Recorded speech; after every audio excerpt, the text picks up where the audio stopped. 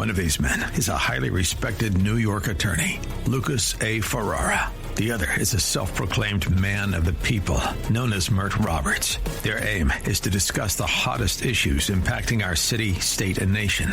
Fasten your seatbelts. Shake it off with Mert and Lucas. Live starts now on AM 970. The Answer.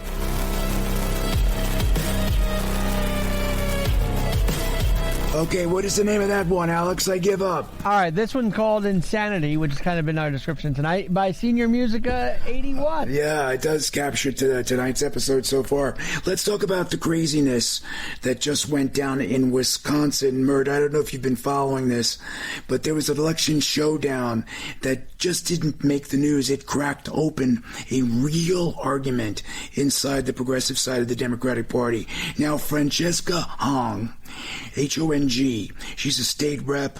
She's a Democratic Socialist. She's a former chef. She's the first Asian American in the Wisconsin legislature. She was the progressive favorite for governor out there. Now, polls, Bert, had her up big.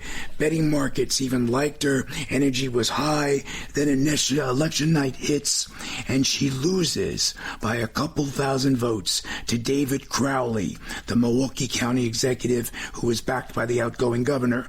And here's the part that really stuck out. Your friends, Bernie Sanders and AOC, they sat this election out. No endorsement, no rally, nothing. Their silence became almost as big as the result itself. Now, this isn't abstract. We're talking mid-August 2026, a real swing state primary, and a bunch of hard questions about how far a left-wing message travels when your candidates got some real baggage and the biggest names on your side to stay home. And I'm talking about Bernie and AOC. Did you hear about that whole contest, Mert? Well, I didn't hear about it, but it doesn't surprise me, because what it sounds like is somebody didn't play ball. Am I correct? Is that what it sounds like to you? It's a nice way, I think, of phrasing it. How about maybe she may have been leave a little too bizarre even for Bernie and for AOC? Well, I think, you know what haunted her? Let me get your reaction to this, okay? Because I think you'll love this. Here's what haunted her. She had some really old, not so old, but some social media posts. There was this one from 2020, okay, 6 years ago. She later deleted it, and it read as follows. Ready for this? Quote, "Cancel Thanksgiving. Should have done this in 1621. Look, even the turkeys are protesting. She framed it as celebrating colonialism and tied it to historical disease among indigenous people. And other posts, she called it a quote-unquote colonizer holiday." Well, that's all stuff that wouldn't hurt a Democrat candidate. So, well, it hurt her, because I don't think these kind of statements helped her as far as scoring points with Bernie or AOC is my point. No. I think this goes a little bit deeper than what they're reporting. I believe behind the scenes, because we just had a candidate, we're up in Maine, who covering up tattoos with swastika, whatever he was covering up. Yeah, okay. And they did whatever. They did everything in their power to make sure he could still run. It was at the last minute that he had to get out. So when you don't play ball and you truly try to go to the extreme or have your own thoughts, be your own person, this is what the establishments on both sides will do to you, both Republicans and Democrats. They will overlook stuff. They will defend you. They will justify whatever you're doing if you're agreeable. But if you go against them in any kind of way, this story becomes relevant, because this is what happens. Yeah, but you don't think it's an absurd? You don't think it's an absurd position? Cancel Thanksgiving. I mean, these guys want to cancel everything, right? But you want to cancel Thanksgiving? You think it's okay? I don't think it's absurd for her to have that position, because if you think that America and that holiday is out of some kind of nefarious origin, then really, Mert? Then you can explain it. Is nefarious giving thanks? Oh, come on. It's the day they actually made peace. Come on now. Right. Giving thanks for food and for life and for prosperity. Really, we should cancel. Well, that's how you guys are interpreting it, but she's not interpreting it that way. So if she can that was in explain 2020. On CNN, by the way, recently they asked her, do you still believe Thanksgiving should be canceled? And in response, this is now recently, she talked about cooking community Thanksgiving meals as a teenager and said that the holiday is painful for a lot of people and that views can evolve. And a couple of days later, Mert, she flips it. She says Thanksgiving is actually her favorite holiday. She doesn't want to cancel it. She loves it. And then she admits she's kind of a curmudgeon about holidays in general. Now that's Turkey-ish for sure. What kind of flip-flopping is that to go from 2020, it should be canceled, to how I love holidays and I love killing turkeys and cooking them? I'd be interested in 2020. Well, go ahead, because you keep getting cut off by sound effects. You cut me off. Go ahead. What were you trying to say? Well, here's a question for you, Mert. Do you know who else hates Thanksgiving? No, who else? Well, how about the turkeys? Is that the joke? Where's that little sound effect? Give him that sound effect back. What happened to the sound effect, Alex? That would have been the wah-wah right there. Alex is in your back pocket. He don't know when to agree with you, when to give you the sound effect. Oh, my goodness, Alex, you messed that one up. Look, it wasn't just turkeys, by the way, to get serious, right?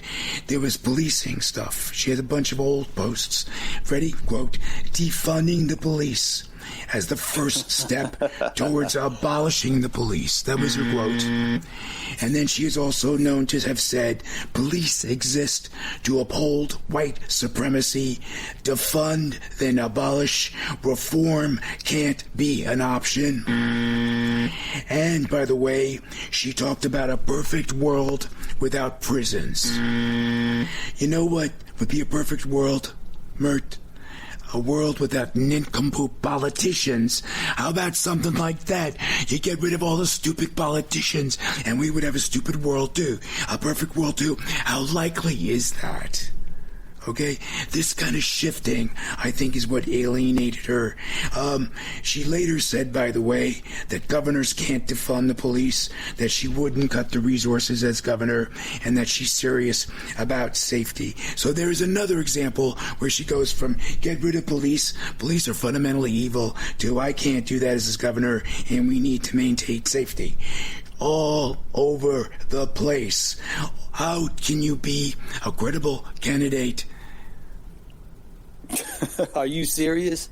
Yes. Listen, I'm not here to bash President Trump, but listen, what are we in right now that he said we wouldn't get into?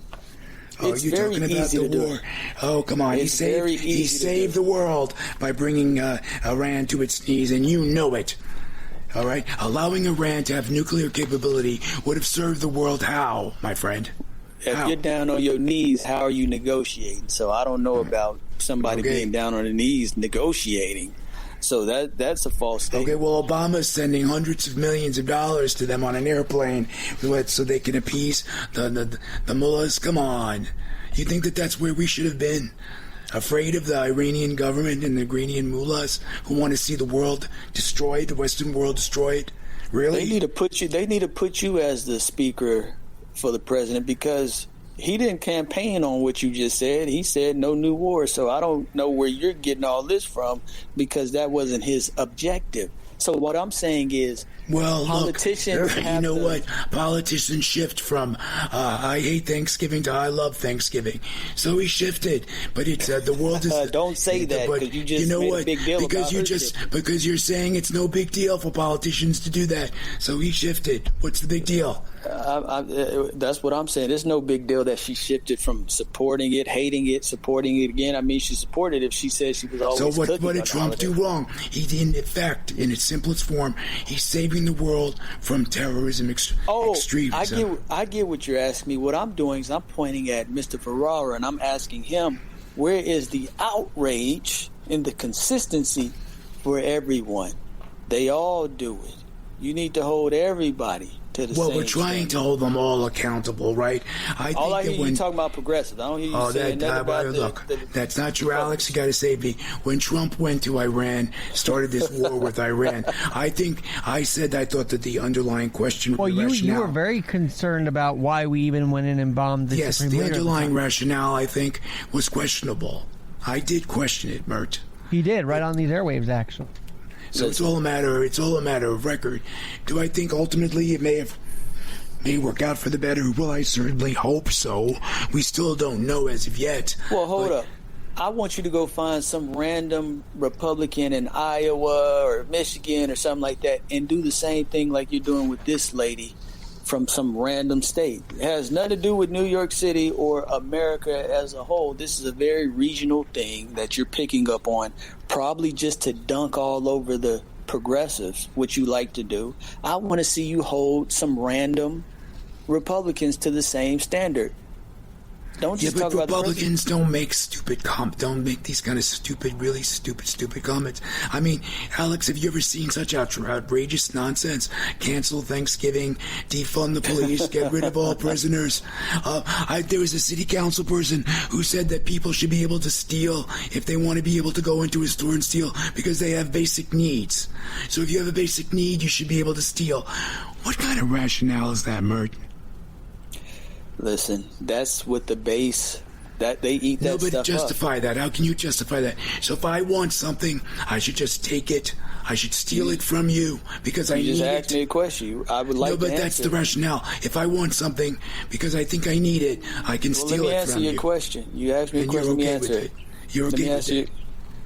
Let me answer your question. When you're trying to win, you will say what's necessary to win. That's what becomes the ultimate goal. You're not going to say, I really hate all these people if you want them to vote for you. That'd be dumb. You know that. You're smart enough But the to realize shiftingness, and I think we're going to be talking about this on another show when we talk about AOC all of a sudden denying her crazy woke earlier self.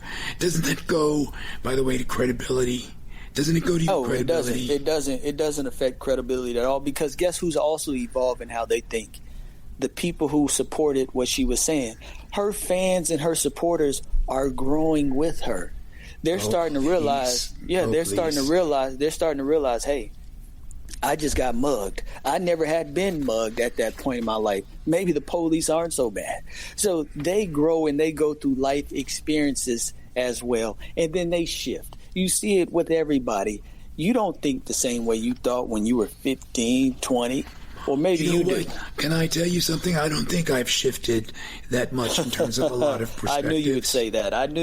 How did I know that? You probably haven't. You've always been a knucklehead who was hard to agree with. Oh, did you hear he's insulting me, Alex? He just called me a knucklehead. I don't know how live. All right, I want to go back to what Mert said about the a conservative side changing viewpoints. Yeah, please, because I don't see it. Actually think, I don't see it as an extreme. Well, no, I see, and it may not be what he says. But I remember when Ron DeSantis wanted to challenge Trump for the presidency, and then he became friends with him again. I mean, all these politicians on the right bash Trump, even J.D. Vance. Now he's the VP. I mean, there are those kind of shifts that I see in the Republican side. Well, look, all of them had concern about Trump's fitness for the presidency. A lot of people shared that concern. And I think people have that concern to this very day with his flip-flopping and taking positions like in favor of Putin as against Ukraine and taking a position in favor of what's his name in North Korea when you have South Korea and we're supposed to do war exercises and he declines to, fully because they wouldn't go along with him in Iran. It's crazy. I mean, there is some flip-flopping and concern about consistency and the messages that he sends allies. There are concerns, but it's look, some. That's what we are. It's some. I would consider what you just told me as some. She didn't totally flip flop on all her principles. She just flip flopped on some. Maybe she likes Thanksgiving, so that would put that in the same category as some. The right is thinking about how to move America forward, and I think the left is actually talking about how to make America worse because, while the right might have their own infighting, at least they're not saying abolish the prisons and stuff like that. So that's right. Get rid of the Supreme Court. Get rid of, let's take over government control of corporations. Let's open borders. Let's let people in. This is wackiness on the left. Mert. Well, listen, I would say, you know what? I'm not going to fight y'all on y'all opinion on that. Okay, I agree with how y'all feel, except I don't think the same way. But you know what? You're entitled to feel that way. What I'm going to say is that wasn't Lucas's point. He was talking about her flip-flopping on issues, and I say both sides do it, and I want him to be consistent with the Republicans. But there are ramifications when you do, and I think, and my point earlier was that's why I think she lost the governorship, because even AOC and Bernie Sanders wanted to distance themselves from her wackiness. That's a pretty strong statement, don't you think? Well, I can thank Alex for this, because maybe DeSantis and all them lost because they didn't agree with Trump and go further than him in some of the issues. Maybe if they would have took over the MAGA talking points and went further than Trump, maybe they would have won instead of attacking him. So I can accuse them of doing the same thing, okay? So let's not try to make one side seem like they're doing something the other isn't. They all flip-flop for political reasons and political gain. You just said AOC is trying to do it. She's trying to go to the biggest stage possible. She wants to run for president eventually. So, or Senate, yes, of course. I think the big thing that Lucas is trying to say is, where's the honesty not lying? And the honesty where's not the lying integrity? Where's the consistency? Because, I'm going to be different tomorrow than I am today. So then who is Lucas Ferrara? If tomorrow, Mert, I'm someone else, stands for something completely different, then who's going to be Lucas Ferrara the day after that? If you There's no consistency. If you go looking for votes, then you're going to have to change some stuff about how you think. You're going to have to flip how you think about certain things. That's fine, but I'm not going to change my position about prisons. I think we need prisons. We need people. There are people that cannot be allowed to roam free for whatever reason, whether they suffer from mental challenges or whatever the case may be. If they commit a serious crime, they should suffer the consequences. They should have to serve the time. But to say if you want something and you need it, you can just steal it and there shouldn't be any ramifications, that's the progressive left's position right now. Well, if you're running as a conservative candidate, you shouldn't have any issues. But if you try to run as a progressive, you're going to have to be very gifted in explaining exactly what you're talking about, because that could come off as insensitive to people who have been wrongly locked up in prison, and you don't want to do that if you want to get votes. So you can take that attitude, but that's a safe stance if you're a conservative candidate. If you were trying to be a Democrat candidate, I'd say, I don't know if you should go with that. Maybe you should pick a different issue. So where are we? Francesca Hong, the restaurant worker who turned Democratic Socialist, the first Asian American in the Wisconsin legislature, the candidate who turned a liberal Madison district into a statewide insurgency, came within 3,000 votes of becoming rewriting the script. She had the energy, she had the volunteers, she had the polls, but what she did not have was Bernie. She did not have AOC, and what she did have was a trail of old posts that haunted her. So be careful about the positions you take, because sometimes they may come back to haunt you. Hey, and as you reflect on that, let us remind you that you're listening to episode 111 of Shake It Off with Mert and Lucas Live. This is Lucas Ferrara, and with me in the studio at AM 970 Radio in the heart of the financial district is my co-host, Mert Roberts, affectionately known as the Mertinator. Working the board, my producer-engineer, Alex Garrett. He's got a 5-star rated podcast, One Leg Up with Alex Garrett. Record-breaking numbers. Check it out. Now, when we come back, we'll be joined by Christian Briggs. He's an economist and CEO of Hard Asset Management, a specialist in rare coins, precious metals, 40 years of experience advising individuals and family offices on undervalued hard assets. So I, along with Mert, Alex, and all of us at AM 970 Radio, will return after these quick messages. We gotta slip away, but don't wander too far. Christian Briggs joins us next to talk about investments, money management, and protecting wealth in today's uncertain times.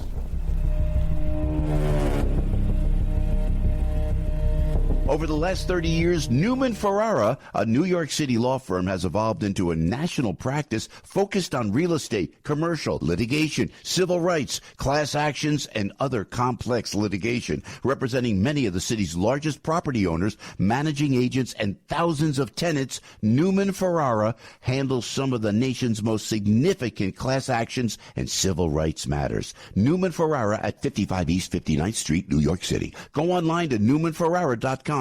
That's newmanferrara.com. Listen to the firm's name partner, Lucas Ferrara, every Saturday at 10 a.m. on Dottie Herman's longest-running real estate radio program, Eye on Real Estate, on AM 970. A real estate lawyer for 35 years, Lucas is a professor at New York Law School and is also a published author with books on real estate and New York's landlord-tenant law. Tune in Saturdays at 10 a.m. to hear Lucas's unique perspective and advice on Eye on Real Estate. Foundations of Freedom, a look at America's founding principles and the leaders who shaped our nation. When George Washington accepted command of the Continental Army, Americans were fighting a king and determined not to replace one form of unchecked power with another. Washington understood the difference between authority and ownership. In 1775, he declared, "When we assumed the soldier, we did not lay aside the citizen." Even as commander of America's army, Washington remembered that he remained one of the people and that the power entrusted to him was never his to keep. He did not fight to rule America. He fought so Americans could govern themselves. Washington's example gave the young nation something more than victory. It gave America a standard for leadership. Those who hold power must remain accountable to the people they serve, because in a free nation, leadership is not ownership. It is a duty and a trust. We can tell you about the incredible success we bring to local businesses, but it's better when it comes directly from our satisfied clients. Here's just one example. After searching for a new vendor to handle my search marketing campaign, I contacted Salem Surround after seeing the great work they did for another restoration company in the different market. Their team of experts recommended a mix of multiple tactics designed to get my business the most quality leads at the lowest cost, making my marketing budget stretch further. In our first year partnering with Salem Surround, we recorded our best year to date, and I've told many people how blessed I was to find them. The representative answered the phone every time I called and quickly addressed any questions or concerns I had. Let Salem Surround give you an absolutely free audit of your current marketing and show you what your competition is doing. Then, we come up with a personalized plan that's perfect for your needs. Google Salem Surround New York and let our marketing experts help you achieve real success. Remember to Google Salem Surround New York today.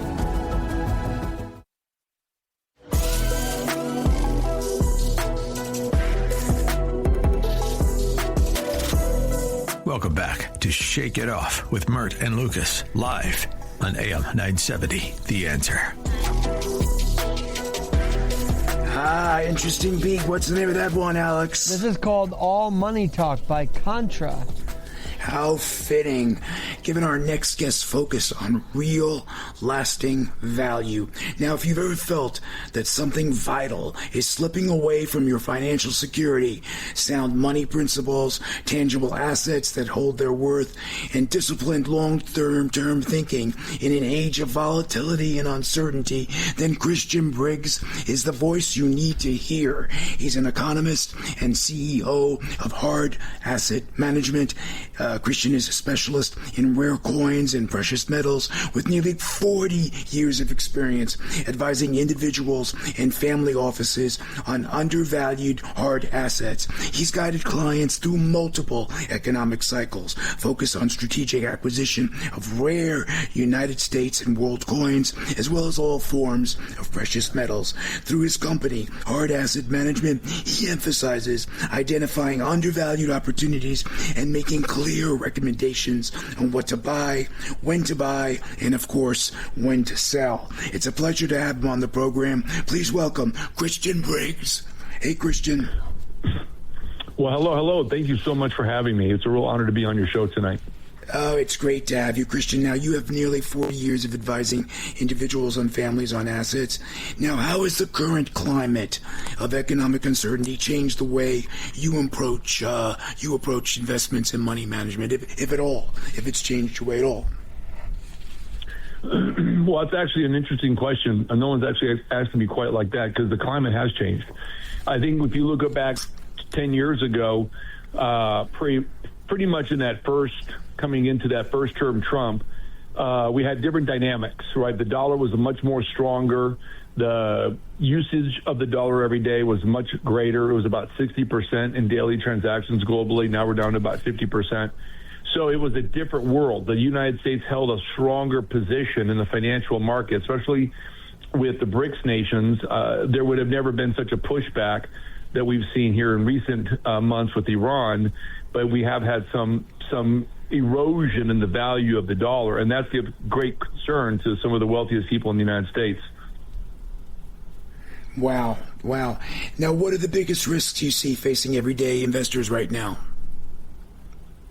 The continuation of the erosion of your buying power. I mean, if you think about this, inflation is a cause of over stimulating economies by governments, right? We can't, as private citizens, we can't create inflation.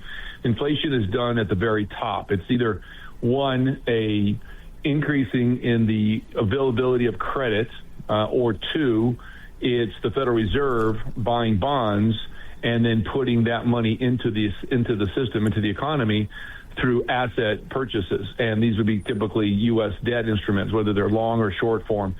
And so we've seen the greatest threat to the United States is its sovereignty of its currency. Right? National security policy always says when the greatest risk to a country is always its currency, because if the currency loses the perspective of value on the global stage, then it's going to have to print more each year in order to sustain the same amount of buying power and purchasing power. It depends on if it's private or government.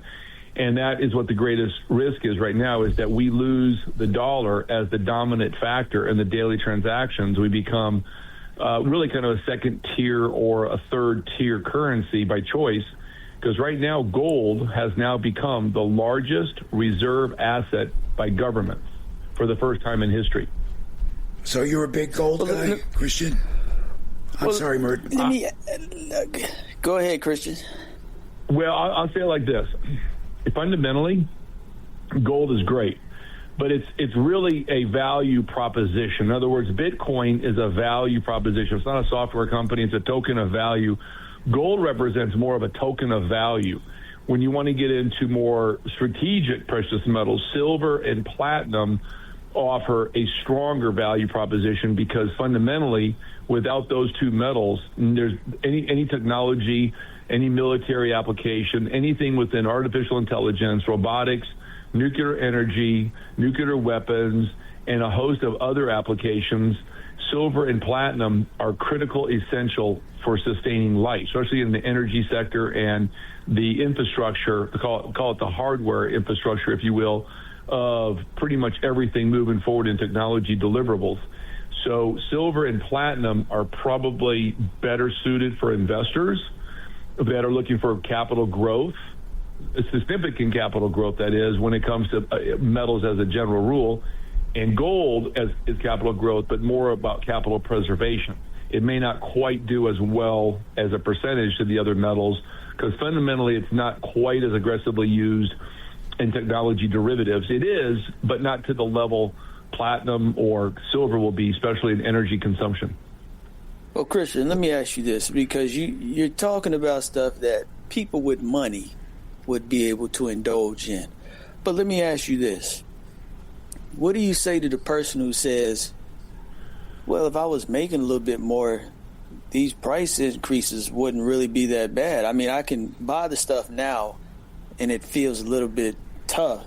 But if we were paid more, it wouldn't be that big of a deal, because from what I hear all the time is paychecks haven't kept up with inflation. They haven't kept rising with inflation. So is that the issue, where maybe the employee, the workforce, isn't as valuable as it should be? Maybe we don't have a valuable workforce, and that's the problem.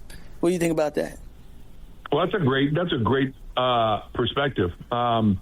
Give me a second to kind of ponder on that, because that's a really interesting topic you bring up, and it's a genuinely a good conversation. Because when you look at, let's take the economic part of what you said, the wages, that's the economics. When you look at, there's two GDPs in this world. There's government and there's household. At the end of the day, we all have a personal GDP. If we make $50,000 a year or $1 million a year, we have a GDP. We have revenues, we have income, and against receivables or payables or debt, or sometimes just the accumulation of wealth through savings.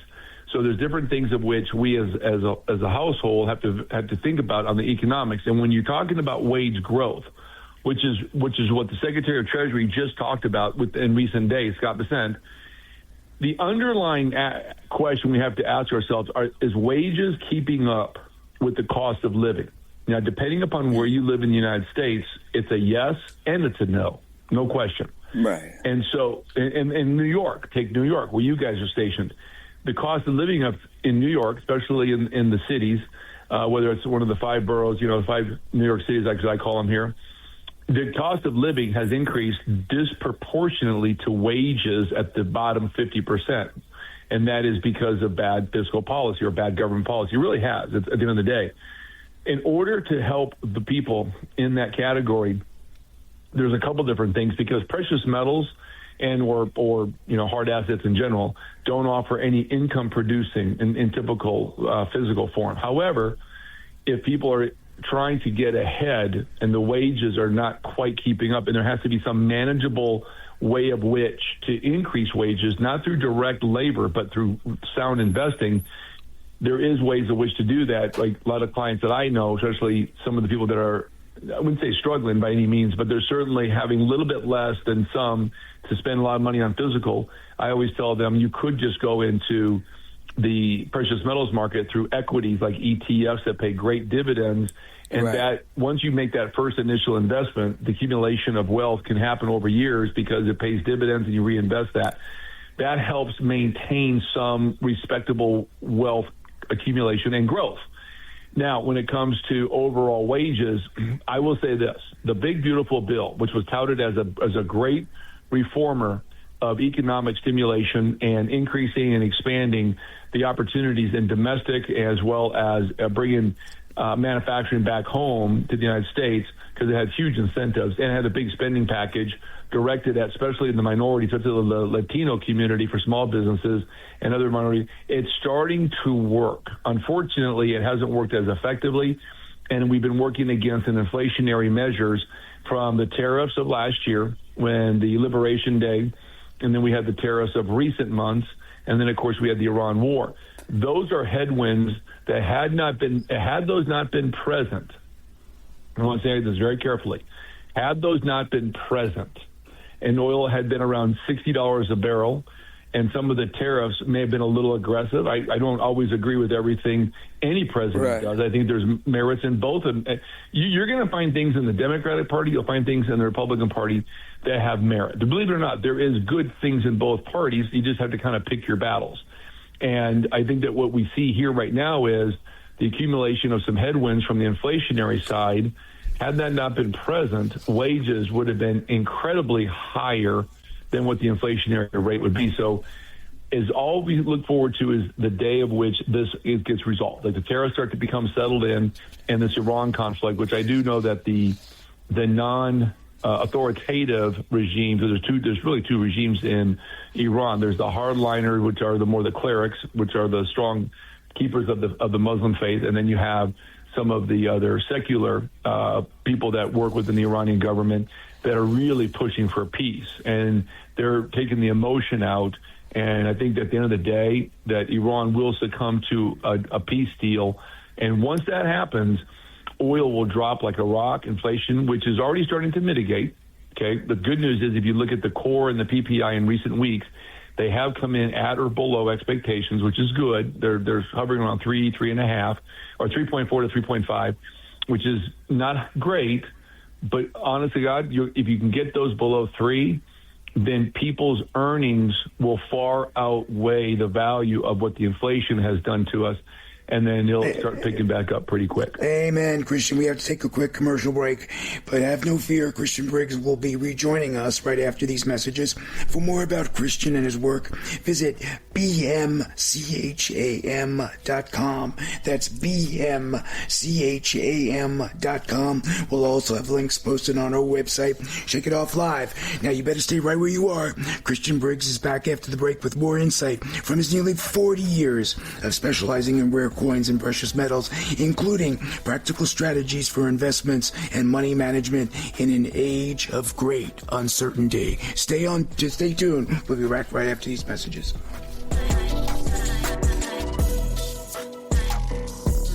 Newman Ferrara, a New York City law firm, has evolved into a national practice focused on real estate, commercial, litigation, civil rights, class actions, and other complex litigation, representing many of the city's largest property owners, managing agents, and thousands of tenants. Newman Ferrara handles some of the nation's most significant class actions and civil rights matters. Newman Ferrara at 55 East 59th Street, New York City. Go online to newmanferrara.com. That's newmanferrara.com. Listen to the firm's name partner, Lucas Ferrara, every Saturday at 10 a.m.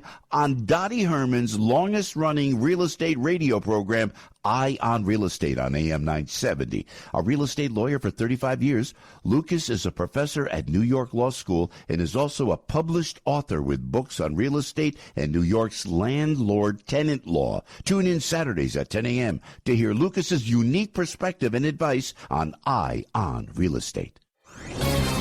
This is Hugh Hewitt for townhall.com. Abdul El-Sayed is Hassan Piker, and Hassan Piker is Abdul El-Sayed. That's the bottom line for Michigan voters considering the race for the open Senate seat in the upcoming election. El-Sayed is the Democratic nominee. Piker is the progressive, regressive, transgressive Twitch streamer, vulgar, hate-filled racist streamer, an online ranter who hates blacks, whites, women with seemingly equal passion. He thinks the United States deserved 9/11. None of this is a hidden secret.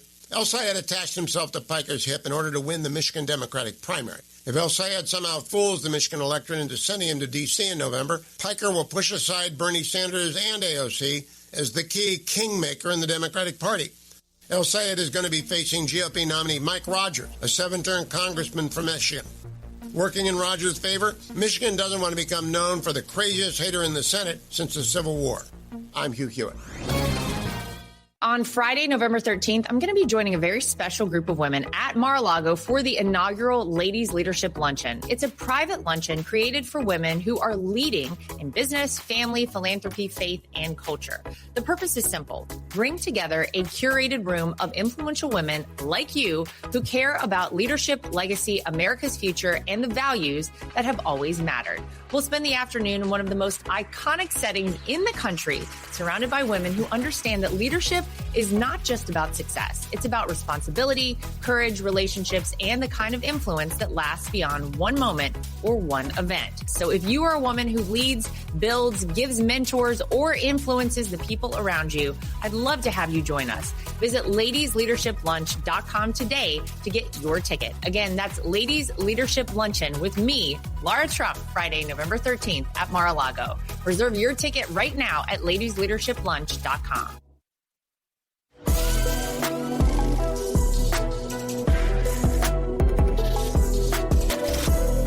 Welcome back to Shake It Off with Mert and Lucas, live on AM 970, The Answer.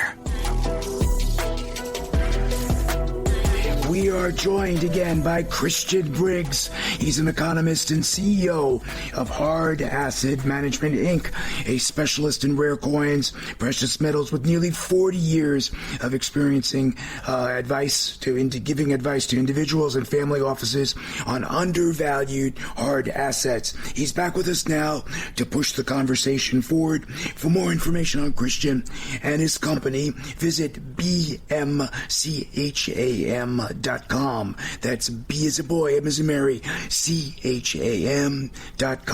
We'll also have the links posted on our website, shakeitofflive.com. Now let's continue the conversation. So, Christian, you're optimistic that the war is going to resolve and the economy is going to just come on back. So then why get involved in precious metals? Well, another good question. One, you've got the fundamentals. If you look at the way the world is transforming with technology, it's not just software. It's like so many of the technology companies that have reported in recent weeks have said hardware. IBM has said it, Supermicro, which sells servers, and other companies that are both in software as well as hardware and or hardware have said that we're seeing a hardware transformation. Back in the early 80s, IBM, when they were licensing MS-DOS from Microsoft, which was their first set of operating systems that would go universal on IBM PCs, one of the gentlemen from IBM told Bill Gates, he goes, there's no money in software, it's all in hardware. Well, 40 years later, that was proven correct. However, now flip that pancake, because now it's all about hardware.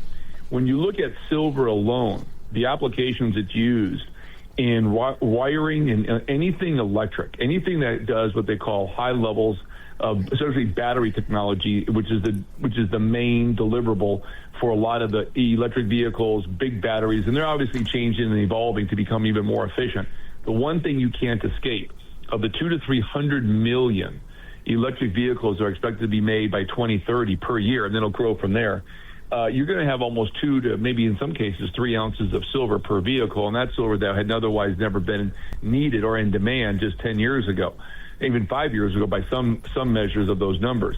And when you look at the annual production of silver, which is about 1 billion ounces per year, on top of the 800 to almost 1 billion ounces of silver that's used in all other forms of applications, especially wiring and in both aerospace, commercial aviation, you've got 5G towers, solar panels, which are massively using silver, and then electric vehicles and all electrical various things of which are components within the green, we'll call it the electric grid transformation, as some people want to call it. You're gonna need about 1.5 billion ounces of silver by 2030 against a backstop of about 950 million ounces that's either mined fresh or comes to market through recycling. That means the demand is going to far outstrip the supply, Christian, let me ask you probably this. forever. Christian, let me ask you this, because, in a city like New York, a lot of people got to be on an alert because, the people go in your cars and steal your Cadillac converters and stuff like that. So with these precious metals, so I, more than anybody, understand how valuable these precious metals are.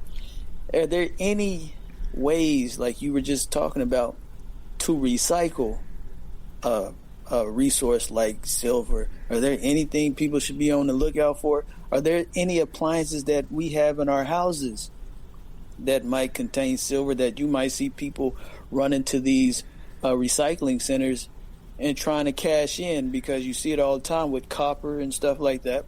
Are there any other metals that are that valuable that we're not looking at this moment? Silver is not going to be a cost-effective one of those, because the amount of silver in an EV car may only be 2 to 4 ounces, but finding it through all well, not hundreds of miles of wiring, but certainly miles of wiring, it would be too labor-intense, and on a cost basis, it would not be effective. When it comes to catalytic converters, platinum and palladium, which are your main ingredients in there to create the reaction from carbon monoxide into more of a water vapor or about a 90% pure vaporization once it exits the emission. You've got a pretty good amount of platinum and palladium in there. However, a lot of people use the method of this. It's like, if you're going to try to find it through recycling, it's going to be very challenging. Now that platinum and palladium are used in nuclear energy, and nuclear energy this year in 26 has been the largest growth in global nuclear energy planning, staging, building, and now online. And unfortunately, platinum and palladium, once it's fused in nuclear energy, creates the fission to the fusion. The bad news is you really can't recycle a lot of it because it becomes radioactive. And I mean, you can try to recycle it, but you'll probably glow in the dark pretty quickly. So that's not really an option. And silver, that's being utilized within a lot of the technology derivatives now, it's not cost effective. So unfortunately, what was maybe an opportunity years ago, catalytic converters, which are now becoming even more globalized and standardized within the world, those have become increasingly challenging to recycle from a economic perspective because of the way they're building the next generation ones, one for safety. So recycling is not the answer. But Christian, let me ask you this. What about our rival nations like China hoarding critical minerals that doesn't help the calculus at all either, does it? I mean, I've been reading about how some of our enemies are hoarding like rare earth elements, lithium, copper, nickel, cobalt. That doesn't mess up the market. Well, they're hoarding it right now. There's a huge issue with some of the the rare earth elements for chips. Just in recent weeks, China has been hoarding and holding back purposely and willfully. Right. Doesn't that mess up? Doesn't that mess up the marketability and the investment worth of minerals? That's my point. If you have a third, nations controlling output. It can. However, President Trump, knowing this in advance 2 years ago, even before he took the presidency, he was obviously briefed on national security policy and issues. So he was very familiar with what was going on around the world and came in with a very aggressive plan to try to deter China, or at least preventing them from having too much impact on our ability to grow and transform us into the same kind of formalization of technology that they have. So he knew in advance. That's why he did the deals with a lot of South American, African, as well as Eastern European countries. He knew. And we've now done massive deals. However, China still massively has a stronghold on a lot of these elements, these resources that we need. Now, they have been playing in a somewhat fairness, I don't want to say fair, but fairness, kind of like life being fair to a point, in order to maintain good communications and relations for further developing negotiations on trade and either bypassing tariffs or pivoting or having something measured, saying, look, we're giving up, you're giving up, let's try to get these tariffs to a more of a palatable level. So they have had some fairness in those things. However, President Trump is no dummy. He has taken huge measures, steps in which to ensure that we have these vital components that are being manufactured with these resources in order to maintain the same supply chain management that we come to expect. But yes, to your question, it has been a problem. China still controls probably 85-90% of critical ones, and they probably won't let that one go for some time. But I'm glad you're optimistic, Christian, that Trump has it under control. Look, we only have a few minutes, believe it or not, before our show ends. For someone who's listening and is feeling overwhelmed by today's uncertainties, what is the single most important money management principle you would urge them to apply right now? We've got 2 minutes. It's yours.